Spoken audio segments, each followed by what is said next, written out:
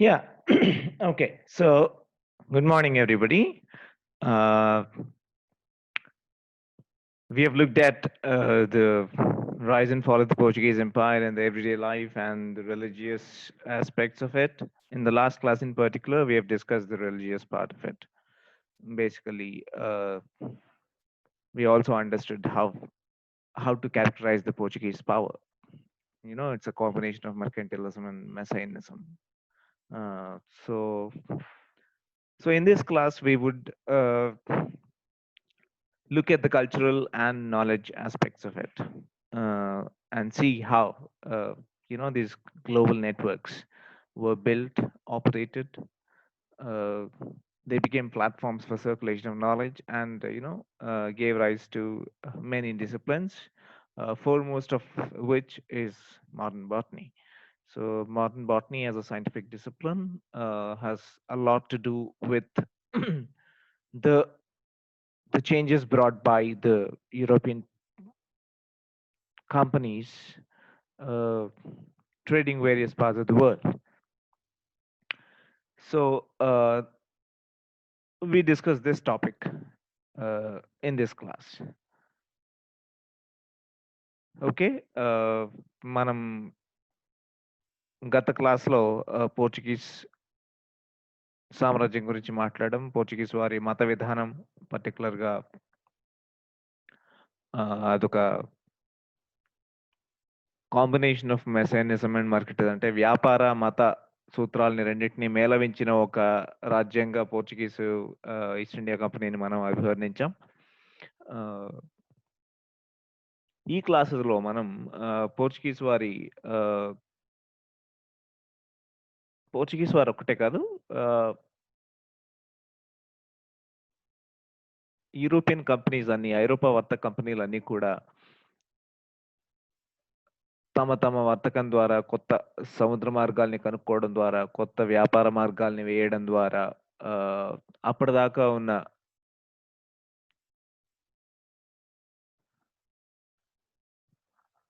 Knowledge సిస్టమ్స్లోకి ఎలా tap చేయడం మొదలుపెట్టింది, వాటి నుంచి ఎలా స్వీకరించింది, అక్కడున్న జ్ఞానాన్ని ఎలా వర్గీకరించడం మొదలుపెట్టింది. సో అట్లా తనకంటూ ఒక పెద్ద రిసోర్స్ని, ఒక పెద్ద డేటాబేస్ని తయారు చేసుకుని మోడర్న్ నాలెడ్జ్కి తాను ప్రతినిధి ఎలా అయింది అన్నది మనం చూస్తాం. ఇందులో ఈ వ్యాపార మార్గాల ద్వారా ప్రపంచంలో అనేక ప్రాంతాలకి, కొత్త ఖండాలు కనుక్కోవడంతో, కొత్త ప్రాంతాలకి వెళ్ళడంతో అక్కడి వృక్ష సంపద, ప్రధానంగా వృక్ష సంపద ఎలా వీళ్ళు స్వీకరించారు, దాని ద్వారా బాటనీ లేదా వృక్ష శాస్త్రం ఎలా అభివృద్ధి చెందింది అన్నది మనం ఈ క్లాస్లో చూస్తాం.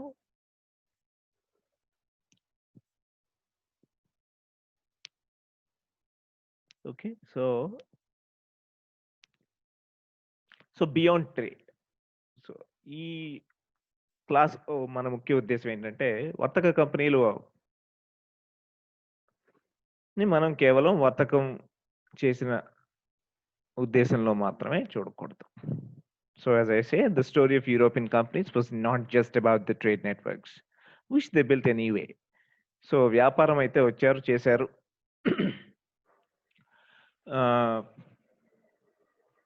ఈ వర్తకం ద్వారా భారతీయ రాజులకి చాలా వరకు ధనం లభించింది. ఒక రకంగా చెప్పాలంటే మొఘల్ సామ్రాజ్యం అంత సుసంపన్నమైన రాజ్యంగా, అంత ఎక్కువ ధనం సంపాదించడానికి కారణం అది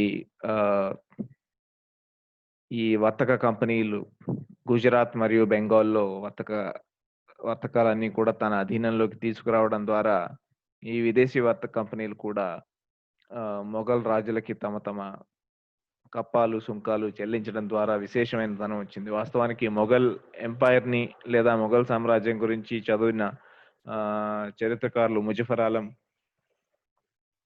ఇంకా మిగతా ప్రామాణికమైన గ్రంథాలు రాసిన చరిత్రకారులు ఏమని భావిస్తారంటే, మొఘల్ సామ్రాజ్యానికి వచ్చేటప్పటికి మొఘల్ సామ్రాజ్యం తాలూకా ప్రధాన ఆదాయ వనరు వ్యవసాయం నుంచి రాలేదు. ప్రధాన ఆదాయం వ్యాపారాలు, సుంకాల నుంచే వచ్చింది. So it was essentially an urban based revenue network that the Mughal empire mostly tapped into. అంటే భూమి నుంచి ఆదాయం రాలేదని కాదు, భూమి కంటే కూడా చాలా ఎక్కువ ఆదాయం వ్యాపారాల వల్ల వచ్చింది. ఓకే, మనకి పియత్రా దూరా లాంటి శైలి, అంటే విపరీతమైన సంపద పోగుపడింది అనడానికి ఖచ్చితంగా ఈ వర్తక వ్యాపార విదేశీ వర్తక కంపెనీలు లేదా ఐరోపా వర్తక కంపెనీలు చాలా దోహదపడ్డాయి. షాజహాన్ తాజ్మహల్ నిర్మించాడన్న, ఎర్రకోట నిర్మించాడన్న, నెమల సింహాసనాన్ని నిర్మించాడన్న ఈ కాలానికి విదేశీ వర్తక వ్యాపారాలు ఏవైతే ఉన్నాయో చాలా జోరుగా 17వ శతాబ్దం పర్టికులర్ గా, 16వ శతాబ్దంలో ఇంకా కొన్ని అవగాహన లోపాలు రకరకాల వాటి మధ్య ఇది పూర్తిగా విచ్చుకోలేదు. ఈ విదేశీ వర్తక వ్యాపార వాణిజ్యాలు పూర్తిగా జరగలేదు. కానీ 17వ శతాబ్దంలో ఇట్ వాజ్ అ బూమ్ అని అంటాం కదా మనం. సో అట్లాంటి విదేశీ వర్తక వ్యాపారం అంత బూమింగ్ గా ఉండింది, అంత ఉచ్చ స్థితికి వెళ్ళింది. సో కాబట్టి సహజంగానే మనకి ఈ ఎర్రకోట నిర్మించాడు, తాజ్మహల్ నిర్మించాడు, నెమలి సింహాసనాన్ని కట్టించాడు. తాజ్మహల్లో పియత్రా దూరా శైలి అంటే ఒక ప్రత్యేకమైన శైలి, పువ్వులు లతలు గీస్తూ వాటిని అలంకరించడానికి రంగురాళ్ళు, వజ్రాలు ఇవి వాడిన ఒక పద్ధతి. అంటే డబ్బులు చాలా చాలా ఎక్కువయ్యాయి, సంపదని అంత ఎక్కువగా డిస్ప్లే చేయడం. ఇది ఎలా కారణమైంది? ఇంత ధనం ఎలా వచ్చింది మిగతా రాజ్యాలతో పోల్చుకుంటే, మిగతా కాలాలతో పోల్చుకుంటే? అంటే దీనికి ప్రధానంగా ఈ ఐరోపా వర్తక కంపెనీలతో జరుగుతున్న వ్యాపారం ప్రధాన కారణం అని చెప్పాలి. ఓకే, సో వ్యాపారం చాలా చాలా ప్రైమ్ మోటివ్. ఈ వర్తక కంపెనీలు రావడానికి వాళ్ళు లాభపడ్డారు, అలాగే వాళ్ళ వల్ల భారతీయ రాజ్యాలు కూడా ఈ కాలంలో మొఘల్ లాంటి వాళ్ళు అయితే, గోల్కొండ లాంటి వాళ్ళు కానీ, మొఘల్ లాంటి వాళ్ళు కానీ చాలా వరకు లాభపడ్డారు. కొన్ని కులాలు, సాలె నేత మగ్గం వాళ్ళు, సో ఇలాంటి వాళ్ళందరూ కూడా చాలా వరకు వీటి వల్ల లాభపడ్డారు. That is no doubt about it. But వర్తక కంపెనీల రాకని కేవలం భారతీయ రాజ్యాల సంపద విస్తరణ కోణంలోని, లేకపోతే విదేశీ వర్తక కంపెనీలు దేశాన్ని ఆక్రమించుకున్నాయన్న కోణంలో కానీ చూడడం కరెక్ట్ కాదు. వర్తక కంపెనీలు వచ్చిన తర్వాత ఈ ఇంటరాక్షన్ దేనికి దారితీసింది? రకరకాల సాంస్కృతిక ఇచ్చిపుచ్చుకోవడానికి దారితీసింది. మన జ్ఞానాన్ని వాళ్ళు చాలా చాలా మన నుంచి చాలా నేర్చుకున్నారు. వాస్తవానికి ఇది ఎక్స్చేంజ్ ఆఫ్ నాలెడ్జ్ సిస్టమ్స్, అంటే పరస్పరం ఇచ్చిపుచ్చుకున్నారు అని మనం చెప్పినప్పటికీ కూడా ఎక్కువ శాతం మన దగ్గర నుంచి తీసుకువెళ్ళారని చెప్పాలి. It's more an absorption of Indian indigenous systems into European medical systems, extraction from Indian systems. So అంతేకాకుండా ఇక్కడ నుంచి జ్ఞానాన్ని తీసుకువెళ్ళారు, కానీ కొన్ని ఆస్పెక్ట్స్లో ఎక్స్చేంజ్ జరిగింది. ఎందుకంటే మనకి కొత్త పంటలని వాళ్ళు ప్రవేశపెట్టారు ఈ విదేశీ వర్తక కంపెనీల ద్వారానే. ప్రత్యేకంగా పోర్చుగీస్ స్పెయిన్ ఎప్పుడైతే దక్షిణ అమెరికా ఖండాన్ని కనుక్కున్నాయో, అమెరికాలని ఎప్పుడైతే కనుక్కున్నారో, అమెరికాలో ఆ కాలానికి దక్షిణ అమెరికాలో చాలా వైవిధ్యభరితమైన జీవ వైవిధ్యం ఉండేది. సో కాబట్టి రకరకాల పంటల్ని అక్కడి నుంచి భారతదేశంలోకి, ఆసియాలోకి, ఐరోపాలోకి తీసుకొచ్చారు.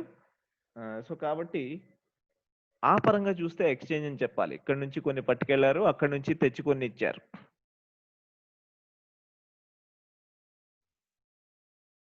So there was an knowledge exchange or intellectual exchange, plant exchange, crop exchange జరిగింది అని చెప్పుకోవాలి. ఇది మనల్ని చాలా ప్రభావితం చేసింది. భారతదేశాన్నే కాదు, పూర్తి ప్రపంచాన్ని ఈ విదేశీ వర్తక కంపెనీలు, పర్టిక్యులర్‌గా పోర్చుగీస్ వాళ్ళు ప్రభావితం చేశారని చెప్పుకోవచ్చు. ఈరోజు మన దైనందిన జీవితంలో చాలా చాలా విరివిగా వాడే వస్తువులు అసలు మన పూర్వీకులకు తెలియవు. ఓకే. మనం అసలు ఊహించను కూడా ఊహించలేం. అన్ని ఎక్కువ ఆహ్, పంటలు గాని, అన్ని ఎక్కువ ఆహ్, ప్లాంట్స్ గాని, వెజిటబుల్స్ గాని మనకి పోర్చుగీస్ వాళ్ళు తీసుకొచ్చి ఇంట్రొడ్యూస్ చేశారు. ఓకే. ఇందులో అసలు మనం ఒకసారి ఊహించండి. ఆలుగడ్డ, potato, tomato, pineapple, chilli, tobacco, cocoa, cashew nuts, అంటే మన చాక్లెట్‌లు గాని, మన పైనాపిల్స్ గాని ఏదైనా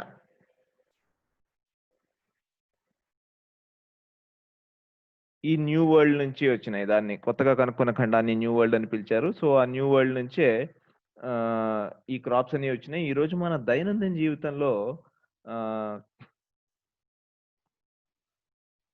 ఇవి ఒక భాగం అయిపోయినాయి.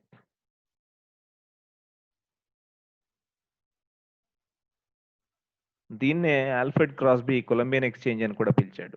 ఆల్ఫ్రెడ్ క్రాస్బీ అనే చరిత్రకారుడు దీన్ని కొలంబియన్ ఎక్స్చేంజ్ అని పిలిచాడు. సో, ఇవే కాదు చాలా అసలు అంటే నేను వచ్చినంత వరకు కొన్ని కొన్ని మెన్షన్ చేశాను. కానీ మొక్కజొన్న పొత్తులు, టమాటాలు, పొటాటోలు, వెనిలా ఐస్ క్రీమ్, రబ్బర్, చాక్లెట్‌లు. చాక్లెట్‌లు తయారు చేయడానికి కోకోా నుంచే చాక్లెట్స్ తయారు చేస్తాం. సో, ఇలాంటివన్నీ అసలు ఫ్రూట్స్‌లో అయితే రకరకాల బెర్రీస్, జాంకాయ, బొప్పాయి, స్ట్రాబెర్రీ.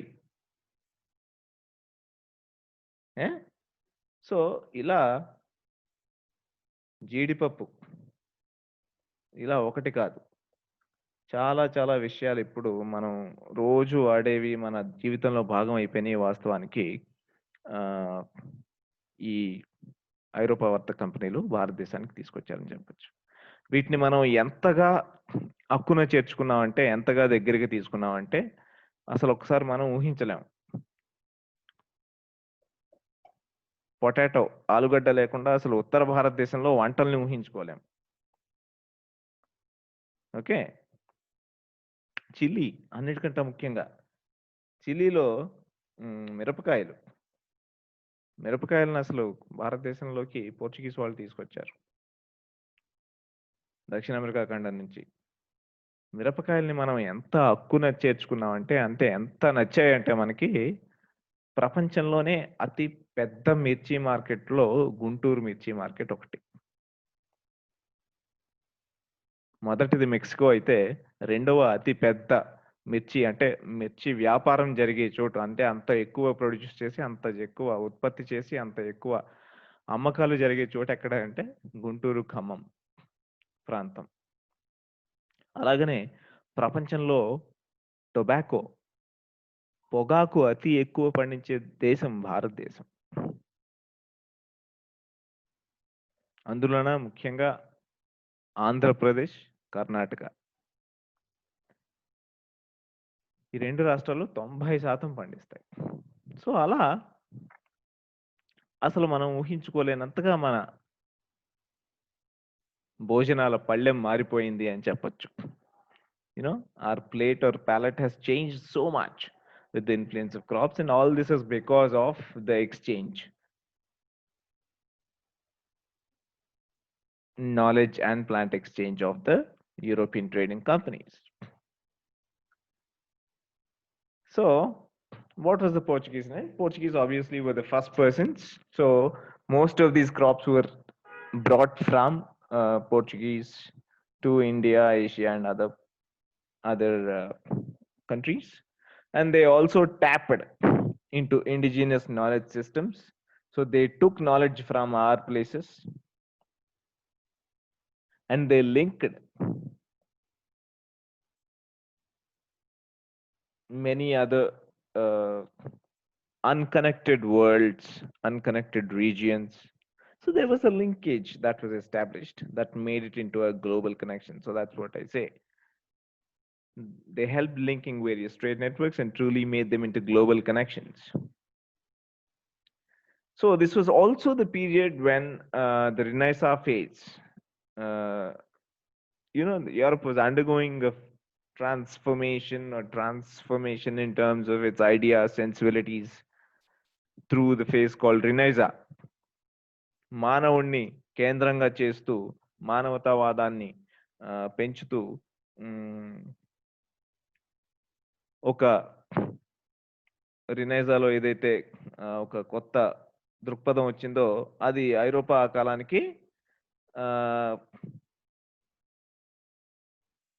అండర్గో అవుతుంది. సో కాబట్టి as a part of it there was also a spirit of inquiry. కొత్తవి తెలుసుకోవాలన్న దృక్పథం, పాత విషయాల్లో ప్రాచీన విషయాల్లో ఏమేం రాశారని తెలుసుకోవాలనే జిజ్ఞాస, ఇవన్నీ కూడా ప్లాంట్స్ మీద కూడా ఫోకస్ అయింది. So they were trying to read what the ancient Greek text were saying about plants.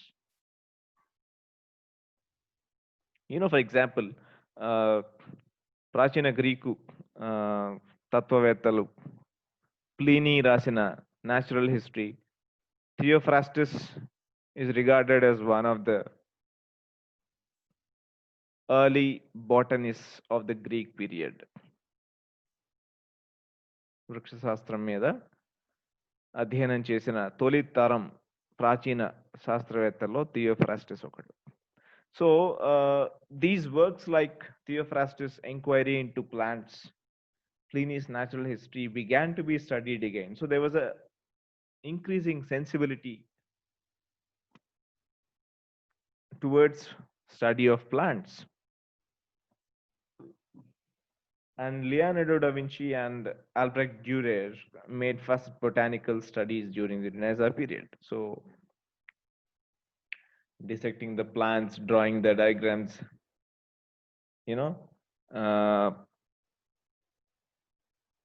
కాండాలు గాను మిగతా అన్ని వాటిని వర్గీకరణ చేసి వాటిని శాస్త్రీయంగా అధ్యయనం చేయడం ఏదైతే ఉందో అది మొదలైంది. సో ఈ అధ్యయనానికి నిప్పుకి గాలి తోడైనట్టుగా ఇది తోడైంది. కొత్తగా ఐరోపా వర్తక కంపెనీలు రకరకాల ప్రాంతాలకి, అటు భారతదేశానికి, ఆగ్నేయేషియాకి, ఇండోనేషియా, మలేషియా ప్రాంతాలకి సో ఇలా వెళ్ళడం మొదలైంది. సో దీంతో ఇక్కడ నుంచి వాళ్ళు అడుగు పెట్టిన తర్వాత భారతదేశంలో కొత్త కొత్త వృక్ష జాతులని వాటిని చూశారు. సో కాబట్టి వీటిలో కొన్ని వాళ్ళు తమ తమ దేశాలకి తిరిగి వెళ్ళేటప్పుడు పట్టుకెళ్ళడం మొదలు పెట్టారు. రకరకాల శాంపిల్స్ని పట్టుకెళ్ళేవాళ్ళు. సో ఇదంతా పూర్తిగా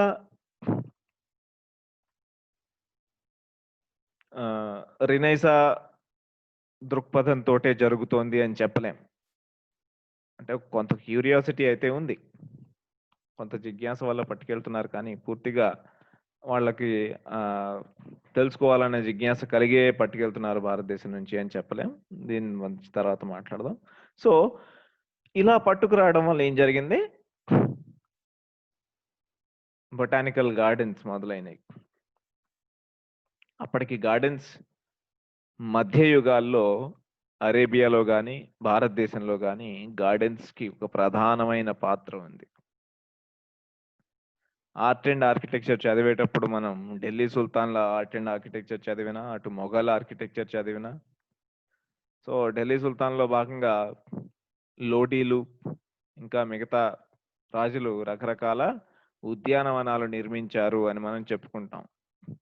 so gardens were like one of the favorite activities in the medieval Indian and Arabian context.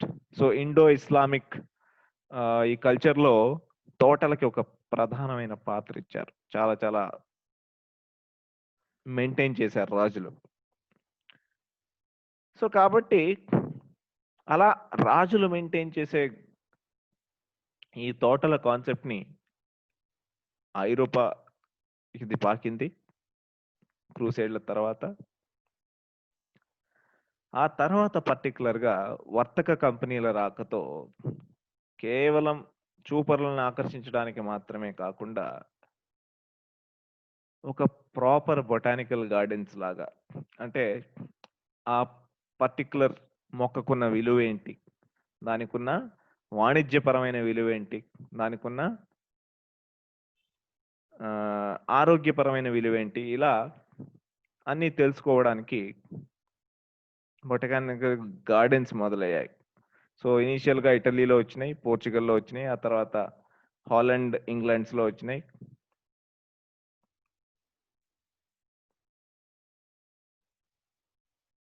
వీటిని ఇలా gardens ఏర్పరచడాన్ని it was thought as a recreation of the Garden of Eden as mentioned in Christian mythologies. క్రైస్తవ మత గ్రంథాల్లో చెప్పబడినట్టుగా ఇది garden of Eden తాలూకా రూపం అని చెప్పి కూడా తోటలు, ఇది రినైజా కాలం కాబట్టి ఇందులో భాగంగా మతాన్ని కొత్తగా చూసే దృక్పథంలో అలా కూడా ఈ బొటానికల్ గార్డెన్స్ని ఏర్పరచడం మొదలుపెట్టారు. సో ఇందాక చెప్పినట్టుగా మనం భారతదేశంలోని తర్వాత అరబ్లోని తోటల్ని చాలా పెంచేవాళ్ళు. అయితే ఈ రినైజా కాలంలో డెవలప్ అయిన బొటానికల్ గార్డెన్స్ కొంచెం డిఫరెంట్గా ఉండేవి. ఇవి సైంటిఫిక్ క్యూరియాసిటీని కూడా పెంపొందించడానికి, అంటే కేవలం చూసి ఆనందించడానికి, రకరకాల మొక్కలు రకరకాల ప్రాంతాల నుంచి వచ్చినాయి, ఇందులో సైంటిఫిక్ అంటే అందులో ఇంకా ఏం లేదు.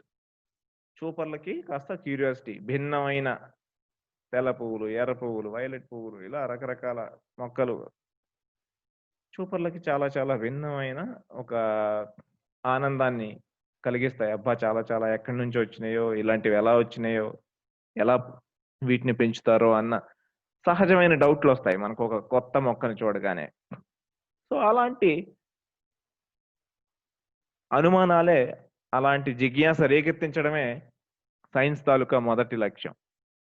ఎక్కడైనా కూడా జ్ఞానం తాలూకా సముపార్జన ఎలా మొదలవుతుంది అంటే ఒక అనుమానం, ఒక జిజ్ఞాస, ఇదేంటి అని తెలుసుకోవాలన్న హేతువుతోటే మొదలవుతుంది. సో కాబట్టి ఐరోపా కాలంలో ఇలా కాస్త క్యూరియాసిటీ కోసం కూడా గార్డెన్స్ పెంచడం మొదలుపెట్టారు. అలాగే వాటి వాణిజ్యపరంగా మొదలుపెట్టారు. అయితే ఈ కాలానికి ఈ క్యూరియాసిటీ కానీ సైంటిఫిక్ ఎంక్వైరీ కానీ ఇంకా పూర్తిగా ఐరోపాలో రాలేదు. నేను మీకు తర్వాత స్లైడ్స్లో చూపిస్తాను. ఒక ప్రముఖ డాక్టర్, బాటనిస్ట్ చెప్తాడు, పోర్చుగీస్ వాళ్ళకి ఎప్పుడు వ్యాపారమే తప్ప అసలు నిజంగా మొక్కల గురించి ఆలోచించడం, మనం ఎక్కడున్నాము, అక్కడ ఏ మొక్కలు ఉంటాయి, ఇలాంటివి ఆలోచించే బుర్ర అసలు లేదు అని చెప్పి పోర్చుగీస్ డాక్టరే చెప్తాడు. సో కాబట్టి ఇది కంప్లీట్గా రాలేదు, కానీ ఇలాంటివి మొలకెత్తుతున్నాయి, ఇలాంటి భావాలు అప్పుడప్పుడే మొలకెత్తుతున్నాయని చెప్పచ్చు. ఇంకా ఐరోపా సమాజం, ఇది చెప్పడంలో నా ఉద్దేశం ఏంటంటే ఇంకా ఐరోపా సమాజం భారతదేశ సమాజం అంతా వేరు పడిపోలేదు.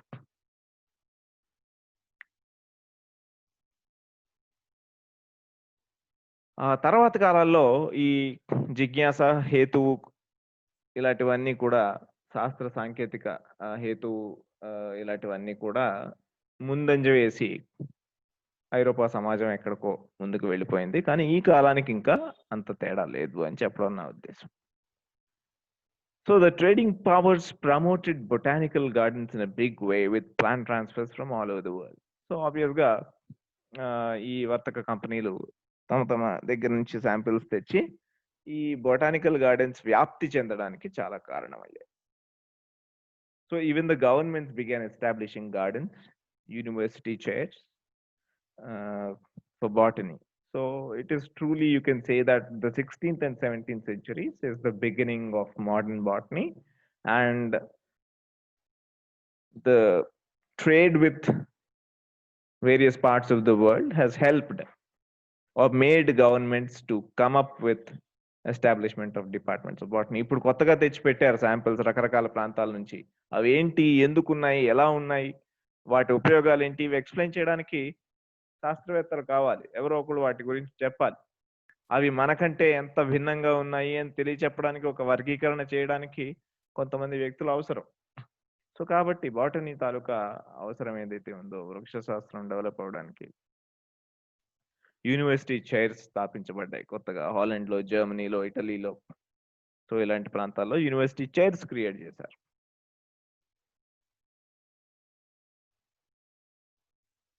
యా, సో ఇది అయిన తర్వాత ఇది ఎప్పుడైతే డెవలప్ అయిందో 1560లు, 70లు, 80ల దశకం నుంచి ఈ జిజ్ఞాస ఎప్పుడైతే మొదలైందో అప్పటి నుంచి వర్తక కంపెనీ వెళ్ళే ప్రతి ఓడకి, ఓడ తాలూకా సరంగుకి ships captain, the captain and the crew were instructed. All the employees who went to India or Asia were instructed, given instructions that you have to observe the local species, local plant species. How are they grown? What are the practices? So 16వ శతాబ్దానికి అంతం అయ్యేటప్పటికి, 17వ శతాబ్దానికి వచ్చేటప్పటికి ప్రత్యేకంగా ప్రతి ఒక్కరికి guide lines కూడా ఇవ్వబడ్డాయి. మీరు చూడండి, ఉత్తినే వెళ్ళి వ్యాపారం చేసి, వర్తకం చేసి డబ్బులు ఎంత సంపాదించాం అన్న ఇది మాత్రమే కాకుండా పరిసరాలని పూర్తిగా అబ్జర్వ్ చేయండి. మనం ఇప్పుడు వెళ్తాం ఎన్సిసి క్యాంప్కో, ఎన్ఎస్ఎస్ క్యాంప్కో, అమ్మమ్మ వాళ్ళ ఇంటికో వెళ్ళినప్పుడు మనం కేవలం క్యాంప్కి మాత్రమే అటెండ్ అవ్వము. చుట్టూ ఊరు చూస్తాం, రకరకాల ప్లేసెస్ చూస్తాం, కొత్త మనుషుల్ని కలుస్తాం, వాళ్ళ దగ్గర నుంచి కొత్త విషయాలు తెలుసుకుంటాం. సో అలా ఆ యాంగిల్లో ఒక నాలెడ్జ్ ఎక్స్చేంజ్ కానీ, ఒక సాంస్కృతిక పరమైన ఇచ్చిపుచ్చుకునే పరస్పర సహకార ప్రక్రియ కానీ ఈ వర్తక కంపెనీల ద్వారా మొదలైందని మనం ఖచ్చితంగా చెప్పి తీరాలి.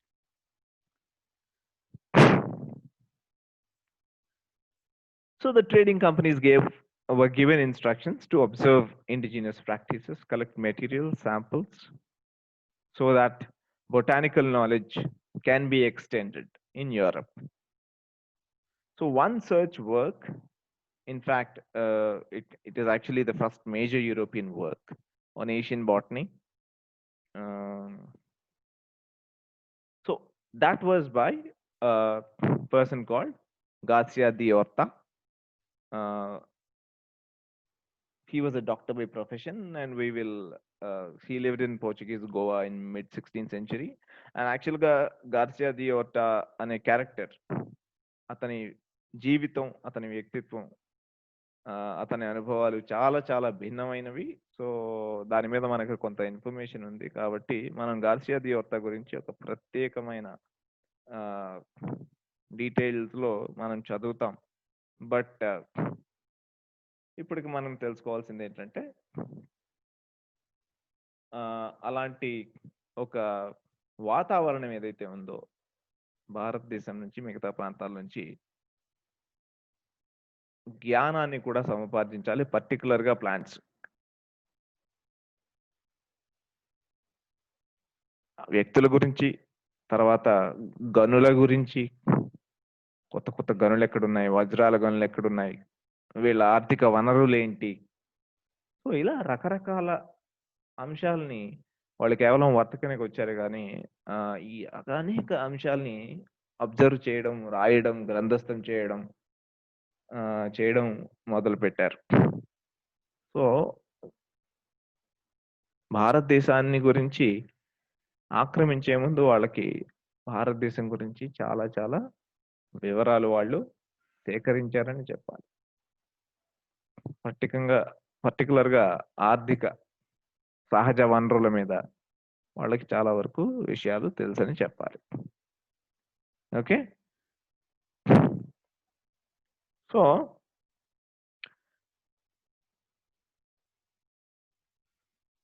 సో గార్సియా డియోర్టా ఆహ్, రాసిన పుస్తకం పేరేంటి?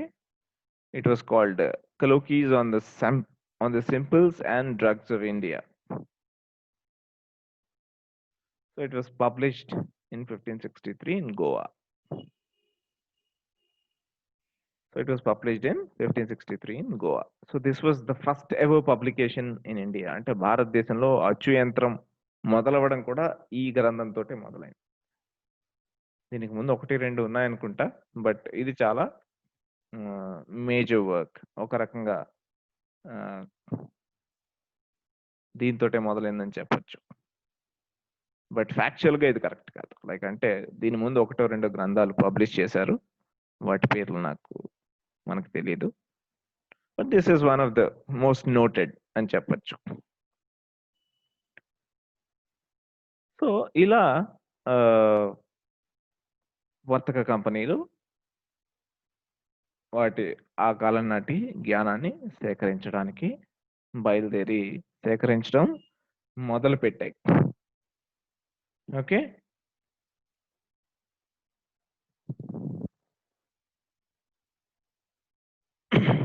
సో ఈ గ్రంథం గురించి ఇంకొంచెం మనం డీటెయిల్స్‌లో చూస్తాం. So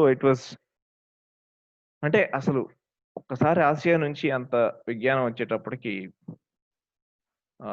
people took it immediately. So it was almost immediately translated into Latin, this particular book by Garcia Diorta. The first work on Asian plants and botany and చెప్పొచ్చు. So it was translated immediately into Latin by Charles Clusius, who then established the Leiden Botanical Garden in 1590s. ఈ పేరు మనం పదే పదే వింటూనే ఉంటాం ఆ తర్వాత కూడా. ఎందుకంటే ఆ తర్వాత కాలాల్లో లీడెన్ అనేది బాటనీ, వృక్ష శాస్త్రానికి సంబంధించిన పరిశోధనకి అత్యంత గొప్ప పేరుగాంచింది. So in fact it is very, very interesting that certain symbols that we associate now, like tulips. Tulips అనగానే ఈరోజు మనకి గుర్తొచ్చే దేశం హాలండ్స్, నెదర్లాండ్స్. టులిప్స్ అంటే this bulb flowers, like bulbs లాగా రకరకాల రంగుల్లో ఉంటాయి. మనం సినిమాల్లో కూడా రకరకాల సినిమాల్లో చూస్తూ ఉంటాం. So people associate tulips with Netherlands, Holland. కానీ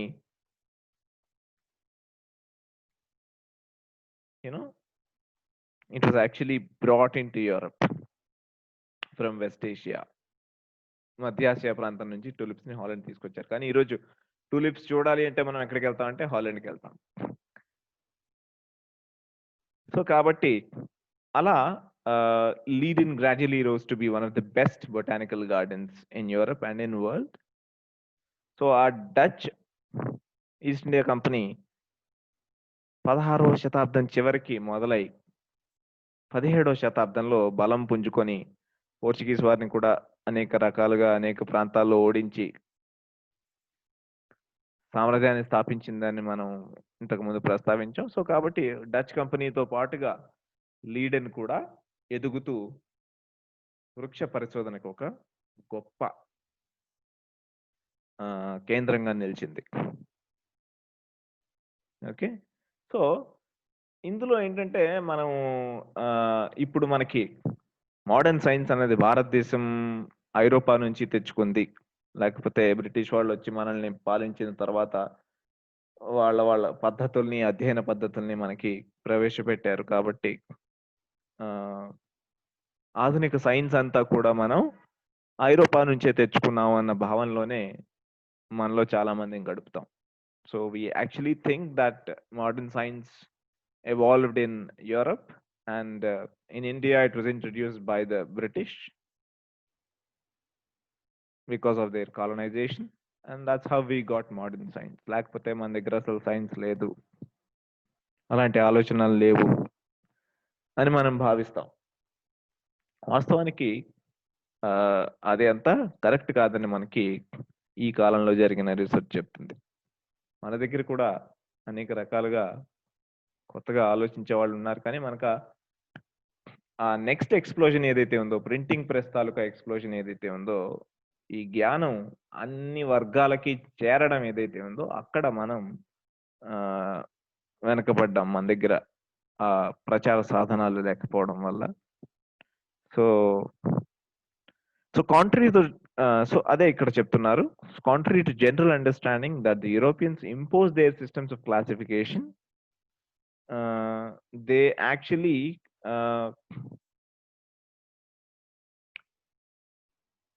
డ్రూ ఫ్రమ్ వేరియస్ స్కేల్స్. అప్పటిదాకా వాళ్ళకి వృక్ష శాస్త్రాన్ని అధ్యయనం చేయాలని, దాని గురించి చదవాలన్న ఆలోచన లేదు. కానీ ఎప్పుడైతే ఈ రకరకాల దేశాల నుంచి రకరకాల మొక్కల్ని వర్తక కంపెనీలు తెచ్చి అక్కడ గార్డెన్స్ లో పెట్టడం మొదలు పెట్టాయో, ఇప్పుడు వీటిని వర్గీకరించాలి. ఒక్కొక్క ప్లాంట్ ని ఇంకొక ప్లాంట్ నుంచి ఎలా వర్గీకరించాలి? సో దానికి ఒక ప్రామాణిక పద్ధతి కావాల్సి వచ్చింది.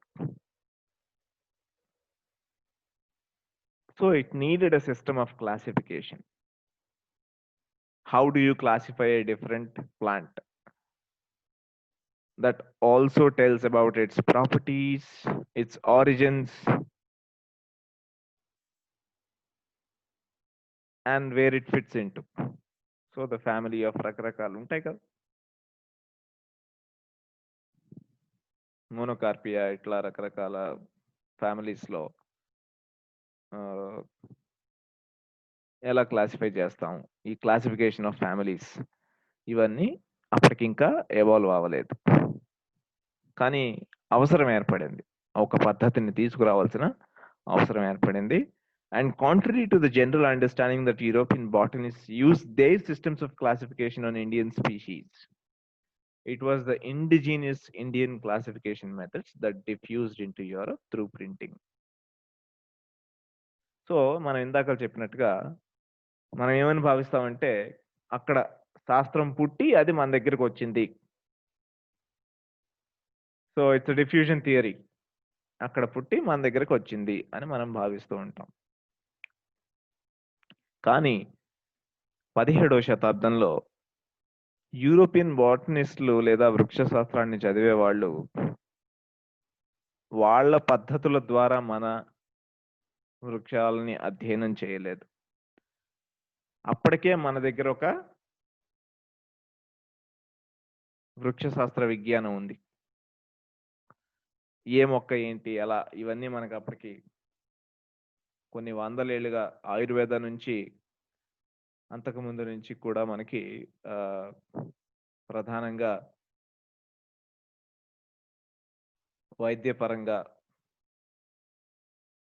చదివేవాళ్ళు చాలా మంది ఉండేవాళ్ళు. కాబట్టి ఈ మొక్కల్ని, వాటిని ఎలా వర్గీకరించాలి, ఏ చెట్టు ఏ ఏ కుటుంబానికి సంబంధించింది, ఎలా శాఖలుగా విడదీయాలి, ఇలా మన దగ్గర కొంత వృక్ష జ్ఞానం ఉంది. సో కాబట్టి ఈ ఈ పద్ధతులు ఏవైతే ఉన్నాయో, మన వర్గీకరణ పద్ధతులు ఏవైతే ఉన్నాయో, అవి ఇక్కడికి వచ్చి చూసిన ఐరోపా వాళ్ళకి అక్కడ వాళ్ళకి తెలిసిన పద్ధతుల కంటే చాలా మెరుగ్గా తోచినాయి.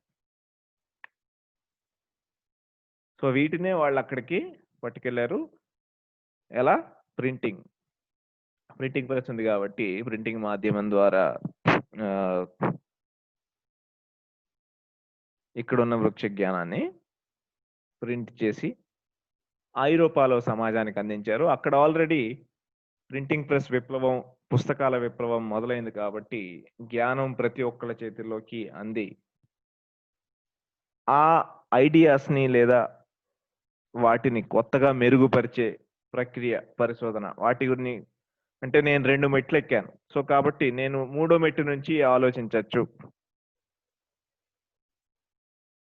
సో అలా 3 మెట్లు, మూడో, నాలుగో మెట్లు నేను ఎక్కిన తర్వాత 4 మెట్ల వరకు నా అనుభవాలు రాస్తే, ఆ అనుభవాలన్నీ చదివి 5, 6, 7 మెట్టు ఇంకెవరో ఎక్కారు.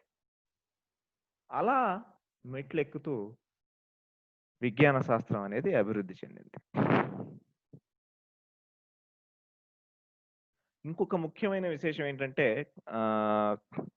వాస్తవానికి రెనైసా కుతూహలం కంటే కూడా వర్తక కంపెనీలు భారతదేశంలోని వృక్ష సంపద గురించి తెలుసుకోవడానికి ఇంకొక ప్రధానమైన మార్గం ఏంటంటే, వాళ్ళకి మన వాతావరణం కొత్త పడదు. ఎందుకంటే వాళ్ళది చలి ప్రదేశం, మనది వేడి కలిగిన ప్రదేశం కాబట్టి ఇటువంటి ఉష్ణ మండలంలో ఎలా ఉండాలి, రకరకాల వ్యాధులు వస్తాయి, వాటిని ఎలా తట్టుకోవాలి. సో వాళ్ళు జీవనం ఇక్కడ ఉండడం మొదలుపెట్టారు. వర్తక స్థావరాలు కట్టుకొని ఉండడం మొదలుపెట్టారు కాబట్టి వాళ్ళకి ఇవన్నీ కూడా చాలా అవసరం. వైద్య విధానాల గురించి, ఎలా కొన్ని జబ్బులొస్తే ఎలా చేయాలి, ఏం చేయాలి, ఎటువంటి వైద్యం వాడుతున్నారు. సో అలా వాళ్ళకి వైద్యపరంగా భారతీయ విజ్ఞానం, పర్టికులర్‌గా వృక్ష శాస్త్రాల గురించి, వృక్షాల గురించి, మూలికల గురించి, ఇలా వీటన్నిటి గురించి తెలుసుకోవాల్సిన అవసరం ఏర్పడింది. సో రెనైసా కుతూహలం కంటే కూడా, కొత్త విషయాన్ని తెలుసుకోవాలన్న కుతూహలం కంటే కూడా వాళ్ళకి ఒక ప్రధానమైన ప్రత్యక్ష అవసరం వాళ్ళకి. వాళ్ళ జీవనాలు మెరుగుపరుచుకోవాలంటే, ఎందుకంటే వాళ్ళ దగ్గరున్న డ్రగ్స్ గాని, వాళ్ళ దగ్గరున్న మందులు గాని అన్ని నెలల పాటు తేవడం, ఉండడం, సరిగ్గా పనిచేయకపోవడం. సో ఇలాంటివన్నీ ఎదురవ్వచ్చు. కొన్ని సార్లు అవి ఇక్కడ పనిచేయకపోవచ్చు. సో కాబట్టి ఇక్కడ వైద్య విధానం, ఆయుర్వేదంలో మూలికలు, వనరుల్ని వినియోగించే ఇది వాళ్ళకి చాలా అవసరమైంది. కాబట్టి వాళ్ళు భారతదేశం గురించి, భారతీయ వృక్ష సంపద గురించి తెలుసుకోవాలని అనుకున్నారు. సో అలా తెలుసుకోవాలనుకొని శాస్త్ర పరిశోధన మొదలుపెట్టి కొంతమంది డాక్టర్లు, కొంతమంది అడ్మినిస్ట్రేటర్లు, రకరకాల హోదాలకు చెందిన వాళ్ళు భారతదేశంలోని వైద్యం మీద, మూలికా వైద్యం మీద, అలాగే మొక్కలు, వృక్షాల మీద పరిశోధన చేయడం మొదలుపెట్టారు. సో ఇందులో మనకి 2 ప్రధానంగా చెప్పాలి. అవేంటంటే ఒకటి గార్సియో డి ఓర్టా జీవితం, అతను చేసిన సేవ. 2 వాన్ రీడ్ అనే ఒక డచ్ అడ్మినిస్ట్రేటర్. సో ఇతను చేసిన సేవ. ఈ 2 మనం చూస్తాం. సో ఈ 2 మనం నెక్స్ట్ క్లాస్‌లో చూస్తాం. బేసికల్‌గా గార్సియా డి ఓర్టా జీవితం గురించి ఈ 2 మనం నెక్స్ట్ క్లాస్‌లో చూస్తాం. ఇది ప్రధానంగా